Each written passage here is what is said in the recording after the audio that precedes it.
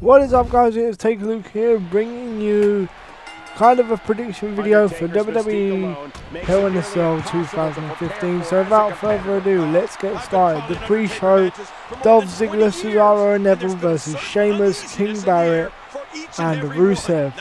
Now, this is a complete waste of these 6 superstars, but expect the baby faces to go over as per usual. Saying that, the only thing of note to take from this is that they got the Money in the Bank winner on the pre-show, and Dolph Ziggler, potentially one of the best candidates to take John Cena's US Open challenge on the pre-show. Now that could all be a big swerve, and Ziggler could end up taking Cena's United States Open challenge, but it doesn't look likely.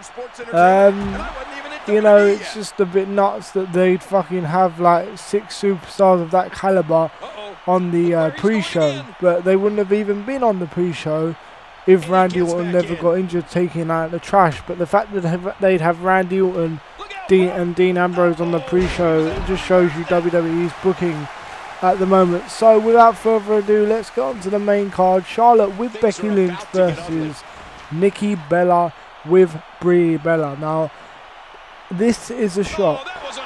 I'm telling you, this is a shock waiting to happen. Charlotte, my money is on Charlotte losing her championship. Now, short of doing the whole wrestling community a favour and adding Sasha Banks and Maiden Page to this match to make it a fatal 4-way, expect Page to get involved in some way, shape or form and accidentally, wink wink, cost Charlotte the championship, setting up a fatal 4-way between, well, Paige, Charlotte, Nikki and Sasha Banks at TLC, so, or even Survivor Series if they want to do it before then.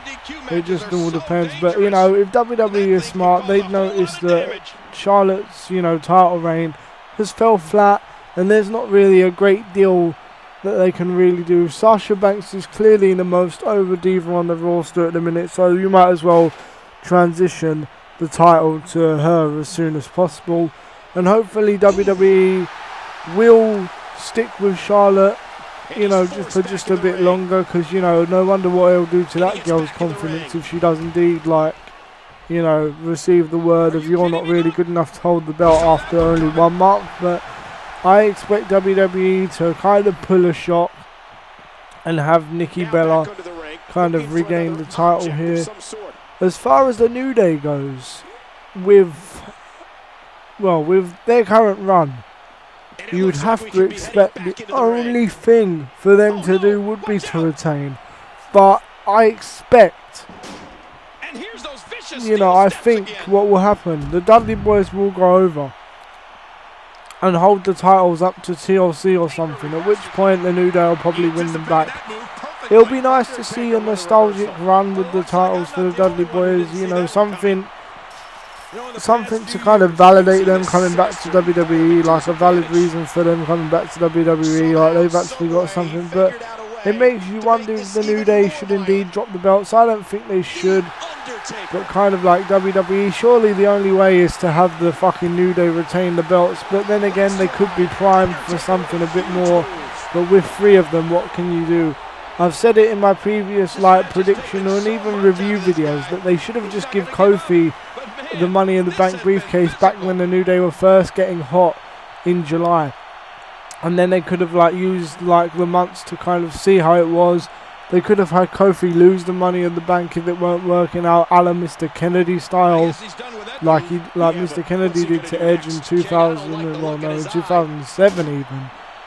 But you know, can you imagine how entertaining it would be to have Kofi walking around with the Money in the Bank briefcase, or even Big E, someone like that, and just having the other 2 members of New Day there all the time? Like, what champion could possibly withstand that? I do not know. It would be totally mental to see, and it would be quite entertaining. Ryback versus Kevin Owens. There's only one way to go with this, man. Kevin Owens needs to get a win over Ryback here, and not just a win, he needs to get a strong win, or even a clean win. Like, you know, Owens needs to be taken seriously as a threat. He needs to be seen as a badass. Like, for too long now, the IC title has just been another secondary title. Looking at what WWE has done with the US title recently, it's not a million miles away to think that they can make the Intercontinental Championship something of importance again. So have Owens go on a tear, beating people cleanly, legitimately. He could still be a heel and fucking do all of his mannerisms and such, but have him put over as a dominant champion until he eventually faces the WWE champion in what you might call a unification match, if they want to go down that route. Next we have Roman Reigns versus Bray Wyatt in a Hell in a Cell match. Now it seems obvious that WWE are going to prime Reigns for his annual yearly push here on the way to having him try and win the Royal Rumble again. But WWE, I advise you, just go against your instincts this once. Have Wyatt. Have Bray Wyatt win this match, man. And just fucking push Bray Wyatt towards the title picture. And why, you ask? Because for too long now, Bray Wyatt has floundered. If he goes over Reigns clean in a hard-fought match that makes Reigns look like a badass, it will be good. And you know, you could put you could have Roman, I don't know, I know they won't because of the PG era, but you can have Roman bleeding, you can, you know, even if you want to get the Wyatt family involved, then do that. But you know, it's just have Bray do something different than lose, kickstart.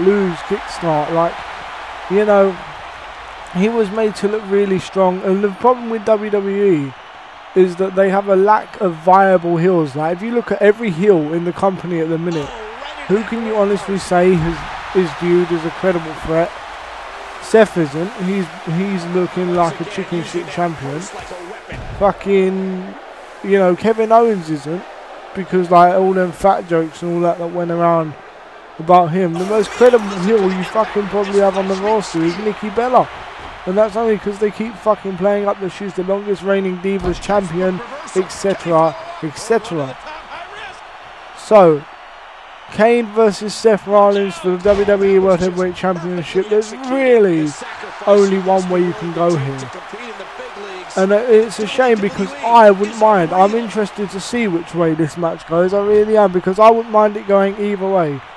Logic would say that you have, you know, you have Seth Rollins retain, you know, by winning it all by himself. Have him completely kind of do it for himself. Have him start to gain back, you know, the respect and all that of the fans. I mean, I know he has it already, but I'm talking in babyface and heel terms. I mean, come on now. If the fans don't want Seth as a babyface, man, come on. When the Shield kind of pseudo reunited last Monday, I don't know, man. Everyone loved that. You can't tell me you didn't love that. But if Seth Rollins is able to do it himself here, then, you know, that'll be good. He don't need the authority anymore. Then he could slowly break away from Triple H and eventually turn babyface in whatever shape or form. Another fun route to go down would be having Kane actually win the World Heavyweight Championship, the WWE World Heavyweight Championship, and then have Seth go all mental for the next 2 months and try everything he can possibly do to regain it from Kane, and eventually Seth Rollins will win it in a ladder match or something along those lines, basically. It really doesn't matter how he does it or how he wins, but he will do it eventually. He'll win it all, and we'll see exactly how he goes with that. So John Cena's US Open Challenge, the best thing we can do here, the absolute best thing we can do here, give it to an NXT guy. That sounds like the stupidest thing ever. Give it to Finn Balor and watch him become a star. Have him win it by any means necessary. Have him totally come in and just fucking, you know, Cena can't be ready for it, but have Cena get injured or something. Have Cena get written off TV.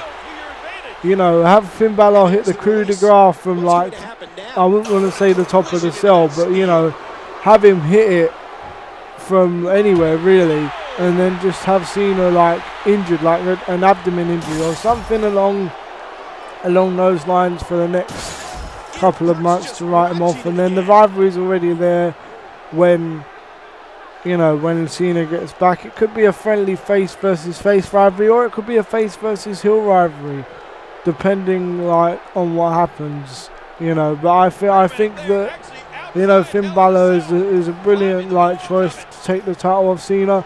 Or as I mentioned, you can have Dolph Ziggler complete his pseudo heel turn and then win it off him like that. But I must say, I do think the challenger will probably be Tyler Breeze, because he's been making his main roster debut recently, and that's what all the chatter has been saying. I think it'll be good. As long as it's on an NXT guy by the end of the night, I'll be happy. Now, for the big one, Undertaker versus Brock Lesnar. I would like for the Undertaker to win. I have no way any qualms about this. Like, I would love the Undertaker to win, be clean, interference, Brothers of Destruction, whatever, man. I don't care how Undertaker wins. I just hope that he does. Although I will say this.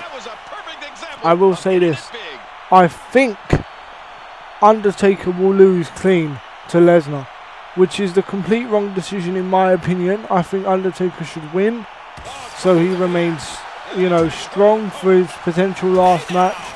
My hope is that The Rock will interfere, because with the WrestleMania match with Triple H, The Rock, Stephanie and Ronda Rousey looking in doubt because Ronda can't meet the requirements because of UFC and filming a movie, etc., etc. I'm hoping it will be Rock versus Brock at WrestleMania 32. So I'm hoping The Rock will run in and cost Lesnar the title. That's my honest hope. Or the title, I should say. Cost Lesnar the match. That's my honest hope. It really is. I honest to God hope that Undertaker wins tonight. But if I was a betting man, you know, which I am, but just not on WWE. If I was a betting man, I'd bet my money on Brock Lesnar going over clean. Although I would much prefer Undertaker going over via some shenanigans. WWE has the chance to heal my heart after the streak's broken tonight. So, you know, hopefully they take that chance and have Undertaker win clean. Anyway, guys, thank you very much for watching this, little prediction video for WWE Hell in a Cell 2015. This has been Take a Look. Rate, comment and subscribe if you like this video. Don't forget to come back to see the review tomorrow morning, or, you know, even perhaps very early tomorrow morning after Hell in a Cell, because I'm a crazy motherfucker who stays up all night. Like I said, guys, if you have enjoyed it, don't forget to rate, comment and subscribe. This has been Take a Look. I'm out. Peace. He may get the 3 count right here. 3. The match is over. That's all she wrote. And here's just some of the action we saw during the match.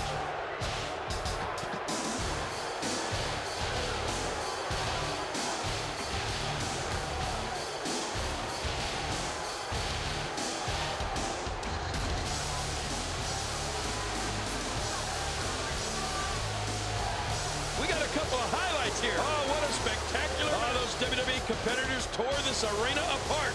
Let's take a look back on some of the incredible highlights.